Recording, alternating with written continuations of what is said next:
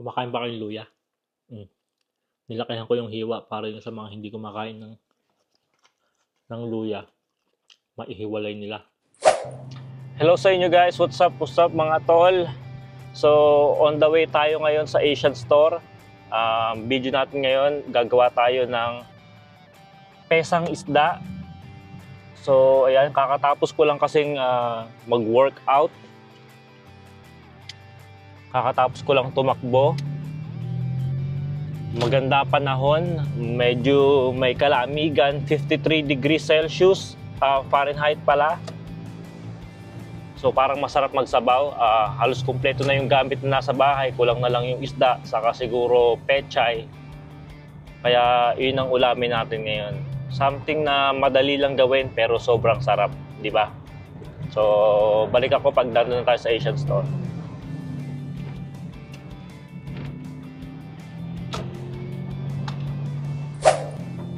Nga pala guys, share ko lang. Alam nyo ba dito sa ibang bansa, kahit hindi tayo sobrang yaman, pero feeling ko sobrang blessed tayo kasi nagagawa nating makapagluto o makain yung mga bagay na gusto nating kainin. Kasi sobrang dami dito ng mga tao na sobrang busy nila, patong-patong yung trabaho na ginagawa nila, wala na silang oras lutuin yung mga bagay na gusto nilang kainin. Kaya yung iba, nagtsatsaga na lang sa bibili ng pagkain sa ibang tao o kaya sa restaurant na lang sila kakain. So, yun lang. Grateful lang tayo na nagagawa natin yung ganong bagay. Kung ano gusto natin kainin, basta nandito yung bilihan ng ingredients, is nagagawa natin siya. Maluwag yung ating schedule. Yun ang kinaganda bilang isang tattoo artist siguro, na nagtatrabaho para lang sa sarili. Kasi meron tayong sariling studio, hindi tayo namamasukan sa ibang shop. Kasi doon sa ibang shop, meron silang hours of operation doon na syempre hindi ka pwedeng malate, nakakaya sa mga kasamahan mo sa trabaho. So, thankful tayo na nalagay tayo sa sitwasyon na tayo yung sariling boss ng sarili nating oras. So ito na ako sa Asian Store, magpa-park lang tayo. Dito tayo mag-park sa harapan.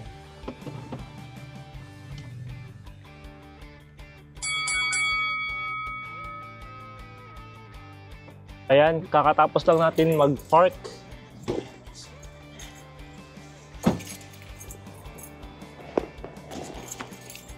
Suot ko lang yung ating bag. Tapos kunin natin itong bag natin kasi dito sa loob, binabayaran po ang plastic. 10 cents yata per piece.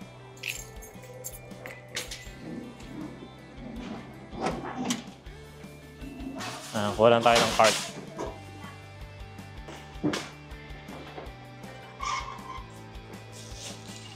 Tingnan nyo, meron din ditong rambutan.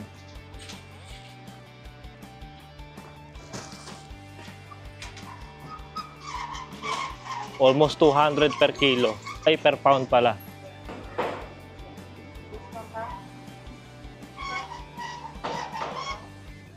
So dito sa Asian Store na to, meron din silang binebenta mga pagkain. Ayan. Fried rice, chow mein, parang pansit. Ayan. Fried chicken, sweet and sour. Ayan. Fried shrimp, fried fish. Ito sa Asian Store na to, meron din silang mga live fish. Eto, tingnan mo. Mga hipon. Ganda oh, pang aquarium. Meron din silang lobster. Ayan. Meron silang bass. Meron silang hito. Ayan, meron silang crab. Diogenes crab. Meron silang clam. Meron silang ayan, palaka.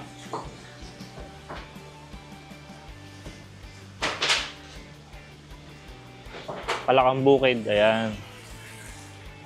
So ayan, nandito na tayo ngayon dito sa ating fish section. Hanap tayo kung anong klaseng isda yung ating bibilin. So ito yung mga isda na meron sila rito. Meron silang tilapia, meron silang pampano, meron silang bangus, meron silang hito. Ito, hindi ko alam ng tawag dito sa mga isda na to. Ayan.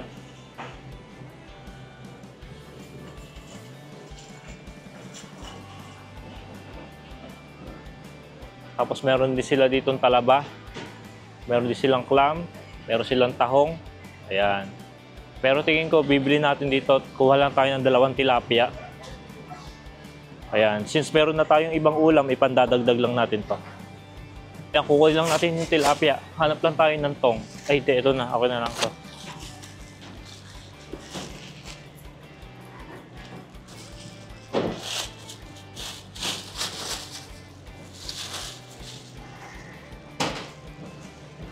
Kuha lang tayo ng 2.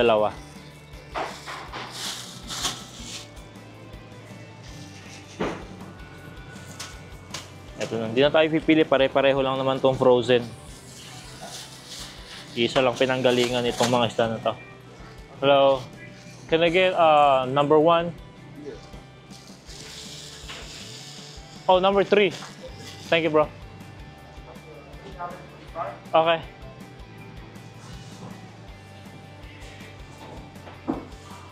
Did you say $8.25 for both? So mura yung tilapia nila ngayon dito, $2.99 na pound. So yung dalawa natin, inabot siya ng $8 mahigit. O less than $9. Dito mura na yun. Sa Pilipinas, syempre, mahal. So yan, ililinis niya yung ating isda. Ayan, no? Pinaganda dito, meron kayong mga pagpipilian kung ano yung gusto mo. Just in case hindi kayo magkaintindihan nung gagawa ng isda, sasabihin mo lang kung anong number yung gusto mong ipagawa sa isda. Kakaliskisan, puputulin, tatanggalin yung ulo, ayan. Maganda yung may ganyang option. Habang inaantay natin siya linisin yung ating isda, tingnan muna natin dito kung meron na silang ketchup. Kasi alam nyo ba dito sa Amerika, ibinan niya tayong ketchup saka yung ating Mang Tomas. Ayan, no? Wala. Jufran, wala, oh. Ubos. Oh. Ganyan po katindi. Buti na lang, nag-stock tayo sa bahay. Kung bumili kasi ako ng ketchup, galon-galon. Ito pala, meron. Ayan, sakto. Meron 1 galon. Ayan, no? UFC. Sakto. Ang wala ako nakita dito sa kanila, Mang Tomas talaga. Talagang nagkaubusan ng Mang Tomas dito. So tara, punta tayo sa section ng mga gulay. Kuha na rin tayo ng sibuyas. Kuha tayo ng sibuyas, pero dito sa baboy na section, meron pala silang tenga ng baboy at saka maskara. So kukuha tayo, gawa tayo ng sisig para sa ibang araw. Ayan. Nguso.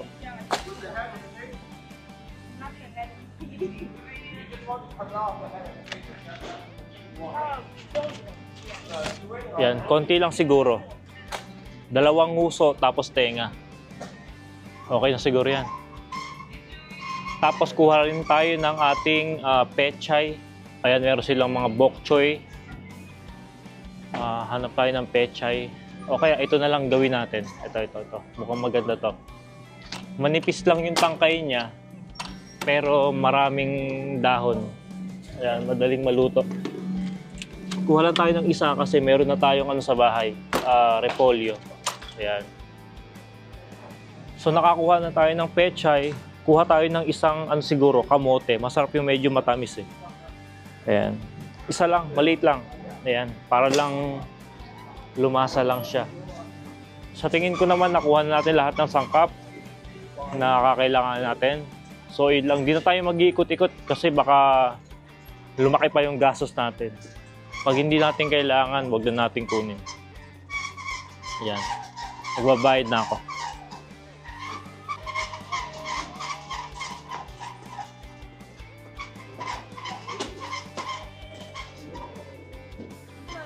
Hello. Pwede po, sali po. Okay. Please take a video. Yeah. Need to take video, you know? For my YouTube channel. Thank you. Thank you. To take video so my daughter can see how much I spend. So she can give it to me when she grows old, you know? Okay.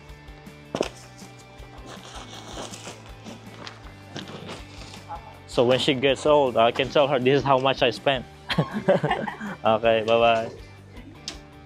So ayun mga tol, tapos na tayo mamili. Uwi na tayo. Balik ako pagka ipe-prepare ko na yung mga lulutuin natin. So ayan mga tol, nandito na tayo sa bahay. Ang una natin gagawin para sa ating pesang isda, iprito lang natin yung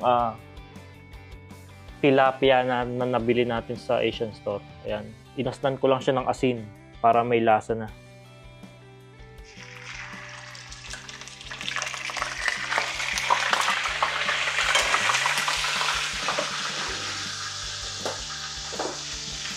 Kuha lang tayo ng tong.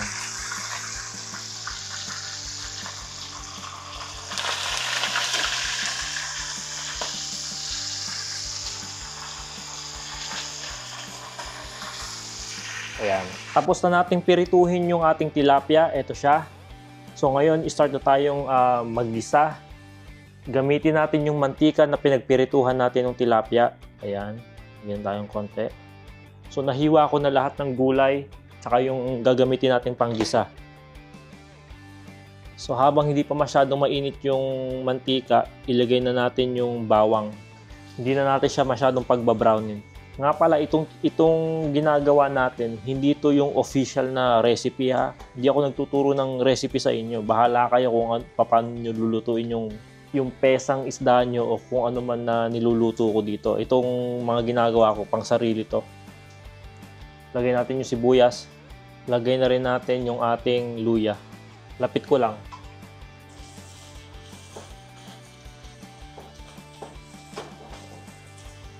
Nga pala, itong ginagamit kong pangluto na to, ano siya, silicone. Ayan. Dinamihan ko nga pala dito yung luya kasi masarap yung parang umiinom ka ng salabat eh. Ganun gusto ko, matapang yung lasa ng luya. Yung pagka humigop ka ng sabaw, yung medyo malamig sa lalamunan. Isasama na rin natin sa gisa yung ating pamintang buo. Yan. Ngayon naman, lagay lang natin itong tubig. Ayan. Okay na siguro muna to. Pakuluin natin, timplahan natin, tapos lagay natin yung tilapia. Sobrang bilis lang nung gagawin nating luto ngayon. Pampalasa natin dito, lagyan lang natin siya ng patis. Konti lang. Tapos, haluan lang natin ng konting chicken bouillon. Yan, mga ganyan lang. Update dito sa ating niluluto. So, after kumulo nung sabaw, nilagay ko na dito yung kamote at saka yung patatas. Saka ko nilagay dito yung ating tilapia. Antayin lang natin maluto yung kamote saka yung patatas, saka natin ilalagay yung ating repolyo at saka yung ating pechay. So kaya nga pala natin nilagyan ng maraming kamote saka ng patatas kasi hindi tayo magra-rice ngayon. So bali yan yung ating magiging carbs. Yan. Huwag natin hahaluin, galaw-galawin lang natin. Ayan. Kasi luto na yung tilapia, ayaw natin siyang madurog. Another update ulit, after 5 minutes natin mailagay yung ating tilapia, saka yung ating mga kamote at patatas. Ilalagay na natin ngayon itong ating gulay. Lagyan natin ng repolyo, ayan, ikalat lang natin. Tapos lalagyan natin ng pechay na maliit. Ayan. Dadamihan natin yung gulay kasi matutunaw din naman ito mamaya-maya. So, kalahati muna siguro. Magtira tayo, ayan. Saka natin takpan. Ayan, natakpan na natin. So, nga pala dito, nagpapakulo ako ng baboy. Tenga, saka maskara, gagawin nating sisig. Ayan, medyo malapit na siyang maluto. Ilulubog lang natin yung pechay. So, tapos na yung niluluto natin. Ayan na siya. Kumuha na ako. Ito. So, ayan, kainin natin. Hiniwalay ko nga pala yung mga laman sa sabaw kasi para mabilis siyang lumamig. Sausawan natin. Patis lang na may sili. So, ayan, tara kain tayo. So, ayan mga tol, kain tayo. Ayan. Lapit ko lang yung mic. Sabaw muna. Dito ako sa island ako po ngayon para maliwanag.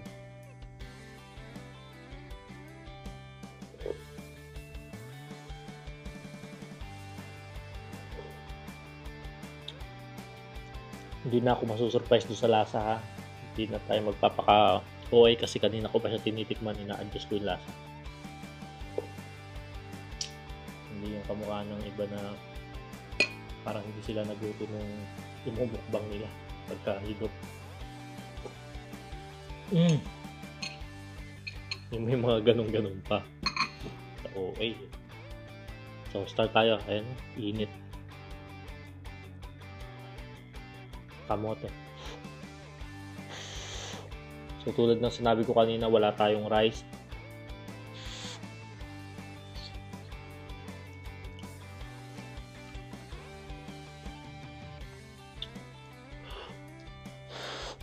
Init.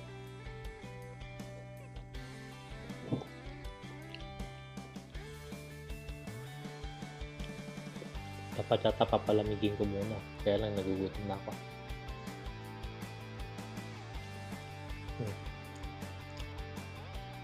Ito tayo sa pechay. Ang sausaw natin.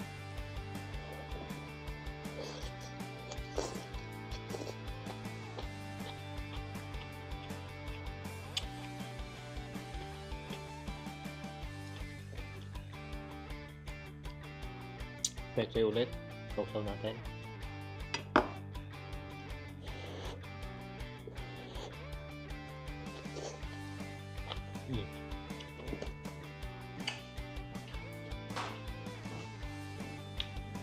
Wala tayong paper towel, dito natin lalagay yung mga tinik.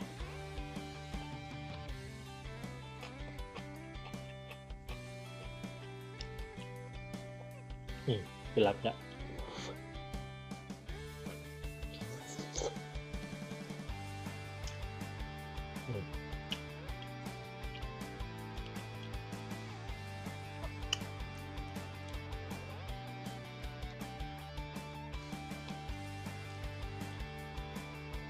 Masarap yung tilapia, kaya lang iba pa rin talaga yung mga fresh na tilapia. Kung kagaya sa Pilipinas, dito kasi sobrang lalaki ng tilapia. Gusto ko yung mga klase ng tilapia yung maliliit lang, lalo na pagka pinipirito, sobrang crispy. Pagka ganong klase yung mga tilapia, hindi ko na pinapatanggal yung mga palikpik kasi pag pinirito mo siya ng sobra, para ako kumakain ng fish chips.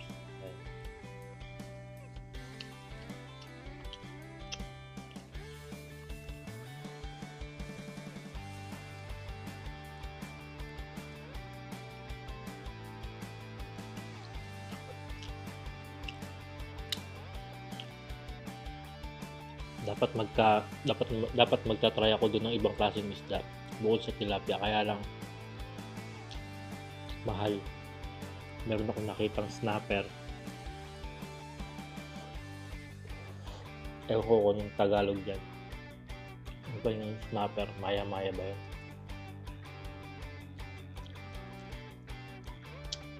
Alam ko lapu-lapu grouper.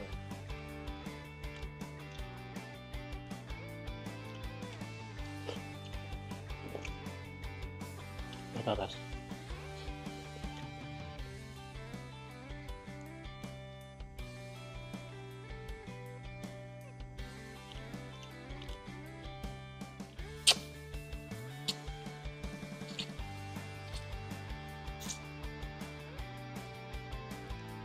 Sabaw.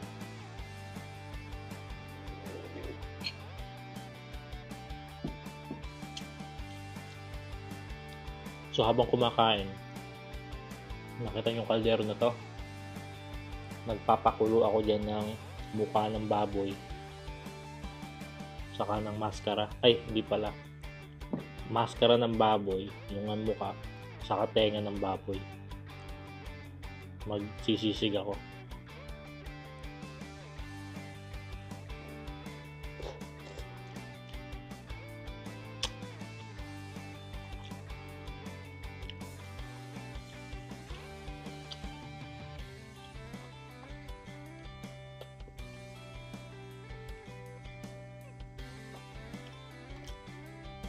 Dapat pala ang dinamihan ko yung kamote kaysa sa patatas.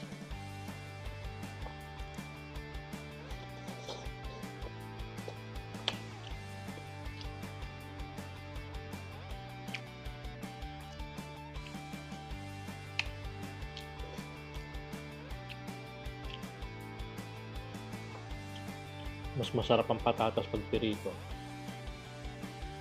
kaysa sa kamote. Mas masarap ang kamote sa patatas pag nilaga.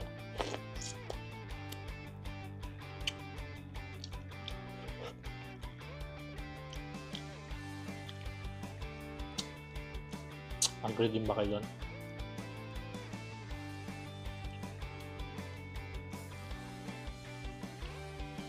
Kumakain ba kayong luya? Nilakihan ko yung hiwa para yung sa mga hindi kumakain ng luya, maihiwalay nila.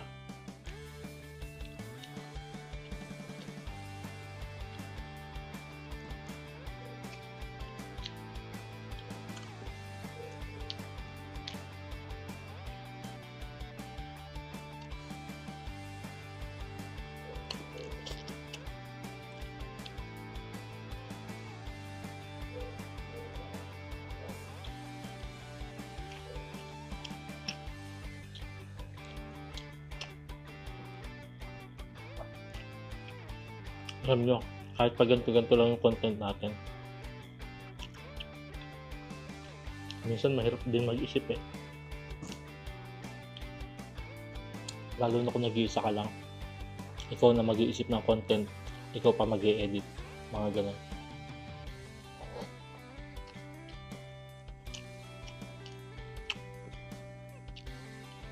Kaya yung mga ginagawa nating video, mga simple lang yung editing. Walang masyadong effects. Walang masyadong sound effects. Saka hindi pa rin ako ganun kagaling mag-edit.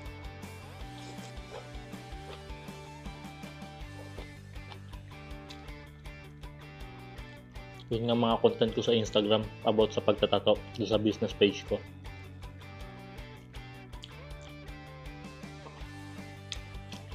Kadalasan doon yung mga music na ginagamit ko, hindi tumutugma doon sa beat.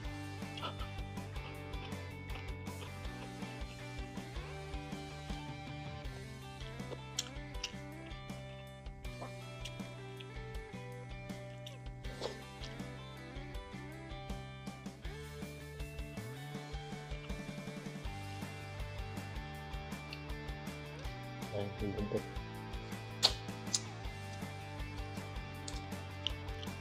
Ito talaga ang sarap sa tilapia eh.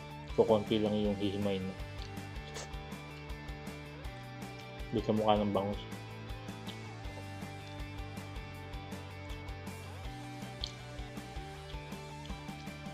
Pero kung pirito pag-uusapan, piritong tilapia o piritong bangus, doon ako sa bangus. Kahit na mahirap siyang himayin.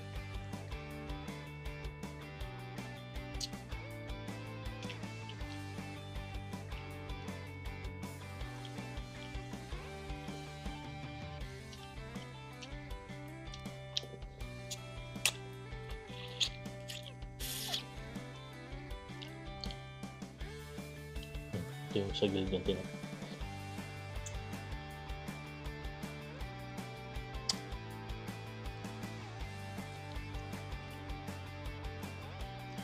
Paano kaya kung dinungan ako dito tapos bigla ako natinik.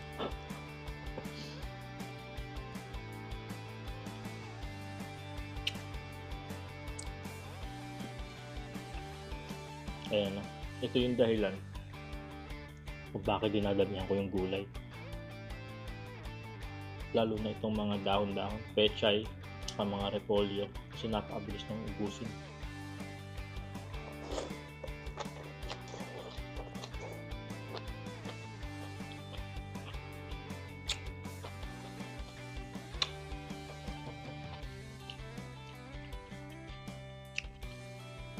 Hindi lang siya maganda sa plating.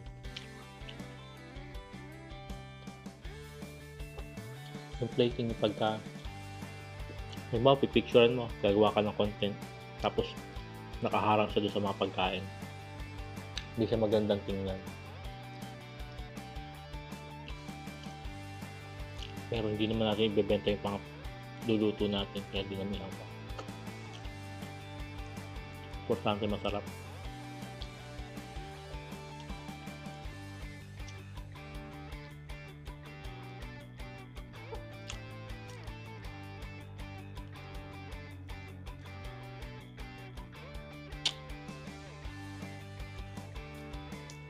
So simple lang yung ginawa nating menu ngayon kasi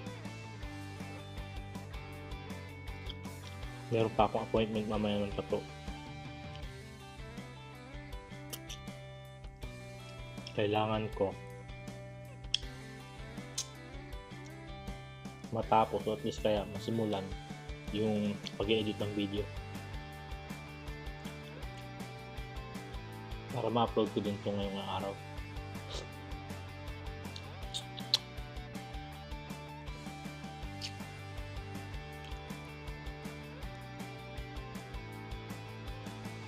Mahirap din pala maging vlogger, no? Kaya pala yung ibang mga vlogger din na nakikita ko minsan nagsusulo sila kasi pag nasa labas ka at saka balak mo mag-content, parang lutang yung isip mo. Unang sa lahat, iniisip mo kung yung i-content mo, at the same time iniisip mo kung ano yung sasabihin mo. Tapos habang iniisip mo yun, iniisip mo rin kung ano-anong mga anggulo ng camera yung kukuhanan mo.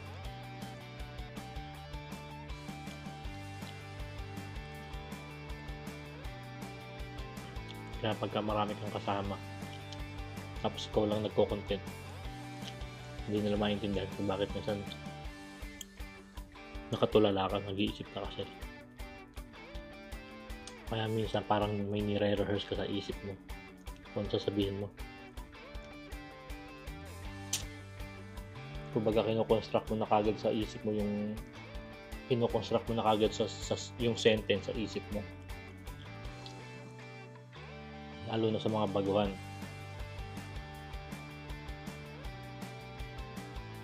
Yan, buti na lang kahit pa paano meron tayo naging training sa pag-mentor ni Mr. Arvin Urubia, kasosyong Arvin.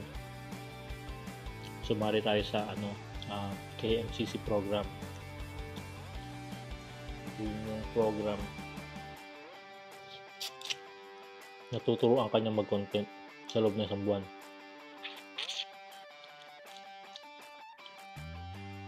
Hindi ganitong klase yung mga content na tinuturo niya. Siya yung ang content ang natinuturo sa inyo doon is yung bilang isang negosyante kung paano mo mapapalaki yung business mo. Kasi hindi naman secret yun na lahat talaga ng business ngayon na lumalago is kailangan mo mag-content.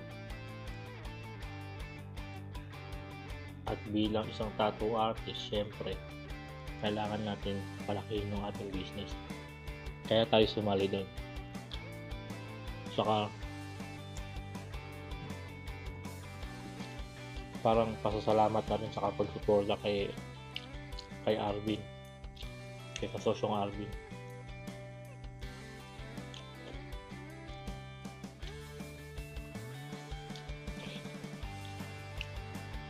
Hindi siya libre ha. May bayad siya. Pero sa dami ng natutunan mo,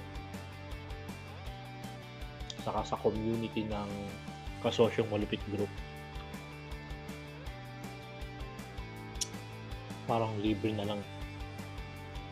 Kasi kahit ngayon, hindi siya kamukha ng ibang mga seminar na pagkatapos mong magbayad, after nilang tuturo sa iyo lahat ng tuturo nila, na minsan hindi naman updated, is tapos na. Talagang pera lang ang gusto. Itong community na nasalihan ko, hanggang ngayon, every month may check kami. Tapos, meron kaming GC 24 hours, 24/7. Lagi may mga tao na pwede kang pagtanungan. Saka lahat yun negosyante. Lahat yun gumagawa ng content.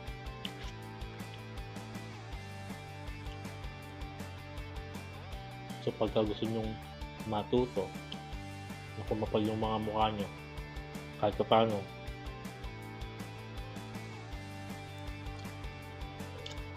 kaya isa kang negosyante na gusto mong mas palakihin yung negosyo mo, o gusto mong sumama sa mga community ng mga negosyante rin yung mga makakausap mo, is pwede kang sumali. I-message nyo lang si Arvin Urubia sa kanyang Instagram page, o kaya sumali kayo sa Kasosyong Malupit Group sa Facebook. Ayan. Sobrang dami ng negosyante na tulungan ng group na yun.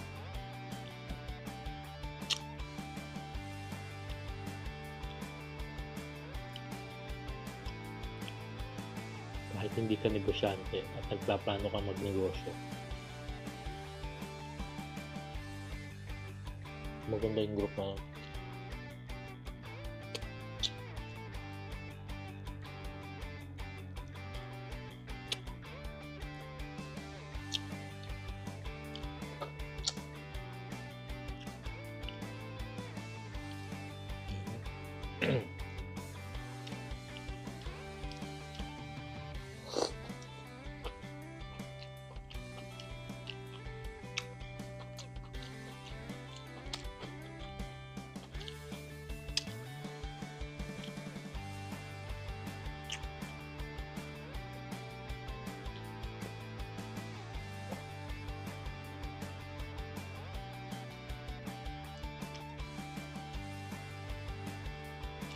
Kumakain ba kayo ng mata ng tilapia? Ako hindi eh. Parang nandidiri ako.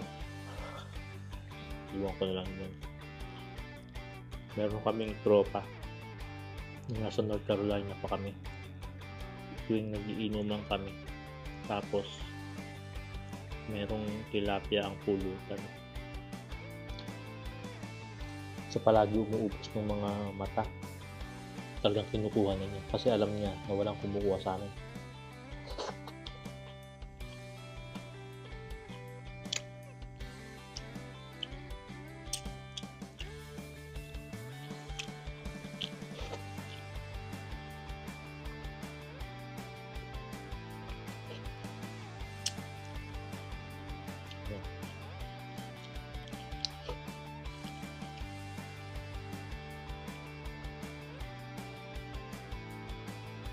Yan. Isa rin to sa pinakamasarap na part ng tilapia. Tsaka sa bangus. O siguro sa lahat ng isda. Yung bandang pisngi.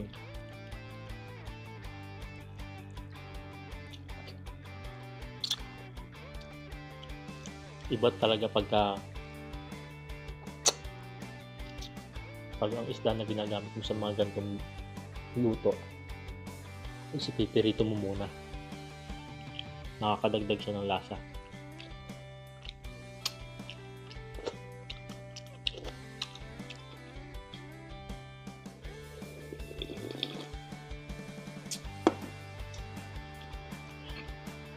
sabaw. Ayan, dahil di ako naglagay ng tubig. Ito na yung ano natin. Ano yun.